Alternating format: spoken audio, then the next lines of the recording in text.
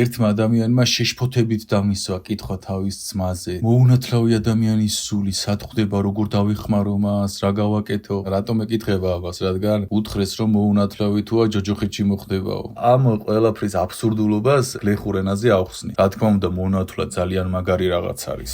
უნდა მოინათლო და აგიხსნით ყველაფერს. პირველ რიგში გეტყვით რომ მონათლა და ქრისტიანობა, მართლმადიდებლობა და რომელიმე რელიგიის პასპორტი, რომლის აღება შეგიძლია წამებში, შეგიძლია მოინათლო ნებისმიერ მომენტში. შეგიძლია ნებისმიერი რელიგია მიიღო ყოველგვარი გამოცდების გავლის გარეშე, ყოველგვარის გარეშე. მიხვდით, მონათლის და ამ ყველაფრის რელიგიური პასპორტის აღება არაფერი არ ღირს. ადამიანი მონათლულია თუ არ არის მონათლული, ეს არ წყვეტს ადამიანი სად მოხვდება და როგორ განიზრჯება. ყველა ადამიანში ჩაშენებულია პროგრამულად და სულიერად და ღვთიურად კონკრეტული პროტოკოლები, რომელსაც ვერც მოძღვარი შეცვლის, ვერც რელიგია და ვერაფერი. მაგალითად, ადამიანს საწყისშივე ჩაშენებული ყავს ანგელოზი, რომელიც მას იცავს. მოძღვარი ამას არ წყვიტავს, არც რელიგია, რომ აბა შენ მონათლული თუ არ ხარ, ანგელოზი ჩაშენებული არ ყავს და მოჩენილი არ ყავს, რომ შენზე იზრუნოს. თქვენზე გამოყოფილია მასწავლებლები. მოძღვარი არ წყვიტავს ამას, მასწავლებლები გამოგიყოს თუ სხვა რაღაც. გააცნობიერეთ,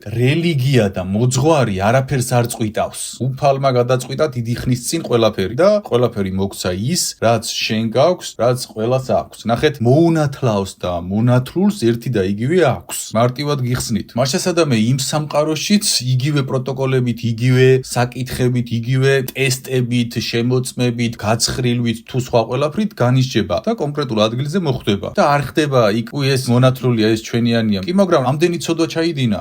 მერე რა ჩვენიანია, მოდი კაცო გავატაროთ. ეს მოუნათლავია, ყველაფერი დაუფიქსიროთ, რაც ცოდვები ჩაიდინა. ეს მონათლულია, ცუდი გააკეთა, გაუქვითოთ. თქვენ მართლა სერიოზულად ფიქრობთ, რომ ესე ხდება სულიერ სამყაროში, რადგან რელიგიური პასპორტი გაქვთ და მონათლული ხარ, ამის გამო რამეს გამოგიკლებენ, დაგიმატებენ ცოდვებს. მართლა სერიოზულად ფიქრობთ, რომ მოძღვარი გიწყვიტავთ ამას, ან რელიგია ამას წყვიტავს სამართლიანი ღმერთი. მოდი ესე გეტყვით, რომელიც ყველასთან არის აბსოლუტურად თანაბრად სამართლიანი და ამას არ საზღვრავს მიწიერი კონფესიები თუ სხვა დანარჩენი. ამას საზღვრავს თავად ადამიანის ცხოვრება. ამიტომ გააცნობიერეთ, რომ მოუნათლავი ადამიანის სულიც იგივე პროცესს გადის, რასაც მონათლული გარდაცვლილი სულები. ერთი და იგივეს გადის. სამართლიანია ღმერთი. შენ თუ მონათლული ხარ, ეს არ არის გამთვალისწინებელი ფაქტორი. თუ რამე ცოდვები ჩაიდინე. არ ითვალისწინებენ. აბა მოდი შვილო, პასპორტში რა გიწერია? რამდენი ცოდვები ჩაგიწერია? ხო, მაგრამ მონათლული თუ ხარ, მაშინ გაგინულებ ნახევარ ცოდვებს და ჩაგიწყობ და თვალს ჩაგიკრავს. წვერებიანი კაცი რომელიც არის და კვერთხი უჭირავს ხელში და საზღვრავს ვინ რა გააკეთა, როგორ გააკეთა.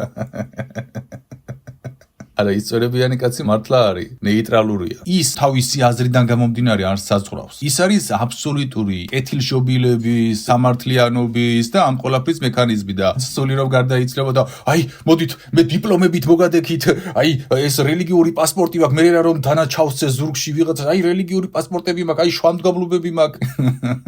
წადი შვილო, წადი ახლა შენ სანამ კარგ ჭუაზე ხარ, შენს ადგილზე მიიჩინე. თავი. მისი პასუხი არის ნეიტრალური. რატომ? იმიტომ რომ ის არ წყვეტს. შენ გადაწყვიტე დიდი ხნის წინ შენი ცხოვრების წესით და ის არაფერს არ წყვეტს, გარდა იმისა, რომ აღასრულოს სამართლიანობა და ჭეშმარიტება. ანუ თუ დააშავე, რელიგიური პასპორტი მონათლა არ გიმსუბუქებს ამ ყველაფერს. მაგრამ ეხლა რასაკეთებს მონათლა? მონათლა შენ გაქცევს, ესე ვთქვათ, დაცვის ორგანიზაციაში. მე მინდა ეხლა აგიხსნათ ტექნიკური ენით, რა არის მონათლა. მონათლის შედეგად შენ წევრიანდები ორგანიზაციაში, რომელიც შენ გიცავს, მაგრამ ასევე ენერგიას აგზავნი ამ ორგანიზაციაში. მე მონათლული ვარ და მონათლას დიდ პატივს ვცემ. მონათლაზე კი არ ვლაპარაკობ უხეშად. მინდა გაიგოთ გლეხური ენით რა არის მონათლა. როცა ინათლება ადამიანი, მას იცავს რელიგიური გაერთიანება, რელიგიის ძალა და ჩვენს რელიგიაში ძალიან დიდი ძალა არის. 100,000 წმინდანი და ეს ყველაფერი არის უდიდესი ძალა დაგროვებული. მასეთი ძალა მსოფლიოში არც ერთს არ აქვს დაგროვებული. იცოდეთ ეს გარანტირებულად გეუბნებით. ნებისმიერი მოვიდეს ჩემთან და დავუსაბუთებ რომ ესეა. მართლმადიდებლობა დამოკიდებულობაში საქართველოში რომ რელიგიაში ძალაა დაგროვებული, მასეთი ძალა მსოფლიოში არ არის დაგროვებული. 100,000-მა წმინდანმა ესქნა, რამდენიმე 1000-მა წმინდანმა, რომელმაც თავი გაწირა იგივენაირად აჭარის მთებში, თავს მოგკვეთო, ხას დაადგით ფეხიო და მთელი სოფელი გაჟლიტეს და არავინ არ დაადგა ფეხი და 1000-ობით და 100,000-ობით წმინდანი გვყავს ქვეყანაში და ყველა ეს მადლი დაგროვებულია რელიგიაში. ამიტომ როცა შენ ინათლები, შენ ეს გიცავს. გინდა არ გინდა. მაგრამ ეს არ გიცავს ცოდვებისგან, რომელსაც ჩადიხარ და რომელიც გგონია რომ ამის გამო იქ გაითვალისწინებენ. იქ ამას არ გაითვალისწინებენ. მონათლას არ ითვალისწინებენ, არც იმას არ ითვალისწინებენ, რომელიმე მოძღვართან თუ დადიოდი და სვეცკი და პოპულარული იყო და ვითომ სულიერი იყო, ანუ არაფერს არ გაითვალისწინებენ. რაც იცხოვრე, ერთ-ერთში განისჯები შენს და მონათლულიც, ათეისტიც და ყველა. ხოლო მოძღვარი თუ გეუბნება შენ, ან ვინმე თუ გეუბნება შენ სულიერი მოღვაწე, ან ეზოთერიკი, ან ვიღაც თუ გეუბნება რომ მონათლული თუ ხარ ამას გაითვალისწინებენ, ის ავტომატურად ამბობს რომ უფალი არის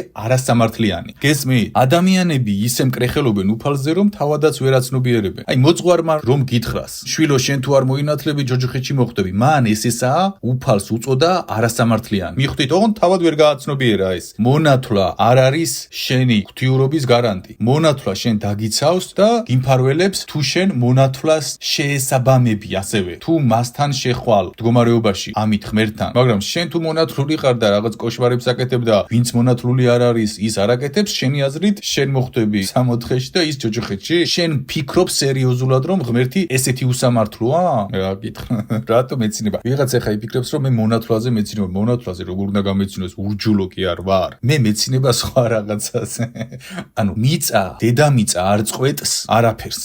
ზეცა წყვეტს ყველა კანონზომიერებებს. დაიმახსოვრეთ ეს. და ზეცის კანონზომიერებები ქრისტემ მარტივად დაგილაგათ ყველაფერი. როგორც იცხოვრებ, იმის მიხედვით განისჯები. ის კი არ გითხრა რომ შენ თუ მოინათლები, ყველა ცოდვები ჩამოგეწერება, ის მოხდება, ის მოხდება. ნახე, შენ როცა ინათლები, მაგ დროს ხდება გარკვეული შენი ცოდვების განწმენდვა. ხო, ხდება. გარკვეული ცოდვების, გარკვეული, აი, რომელიც საბაზისო არის და წმენდითაც რომ განგეწმინდა თავი. ესეთი ცოდვები იწმინდება, მაგრამ ფუნდამენტური შენი ცოდვები არ იწმინდება მონათლის დროს. ზეცა, მაღალი უფალი წყვეტს ყველაფერს და ის არის აბსოლუტური სამართლიანი. და ეს წესები დიდი ხნის წინ საწყისშივე დაიწერა და არ შეცვლილა, რადგან ამაზე დგას სიცოცხლე, სამყარო, მექანიკა, ყველაფერი. ამიტომ მოძღვარი თუ გეუბნება მონათლული თუ არ იქნება ჯოჯოხეთში მოხვდები, ის შეცდომას უშვებს და ვერაცნობიერებს რას ამბობს. ამას არ წყვეტს მოძღვარი, ღმერთი წყვეტს. ამიტომ როცა კითხვებს ვისვამ, ის სული სად ხვდება, ეს სული სად ხვდება, ყველა ხვდება ერთ ცხრილში, ერთ შეფასების მექანიზმში. რა იცხოვრა, მორჩა. შენ ვინათლე, მაგრამ მონათლის პროცესებს არ მიყევი, საერთოდ ღმერთს არ მიყევი და რა მე მაგით რომ საბუთი მოგცეს? პასპორტებს შეეშვით, ყველანაირი პასპორტებს შეეშვით. უფლის პასპორტი არ ყალბდება და ის შენი ცხოვრებიდან გამომდინარე ყალიბდება. შენი ღვთიური მონათლა, სულის ჭეშმარიტი პასპორტი ყალიბდება შენი ცხოვრების თითოეული გადაწყვეტილებების შედეგად. გააცნობიერე ეს.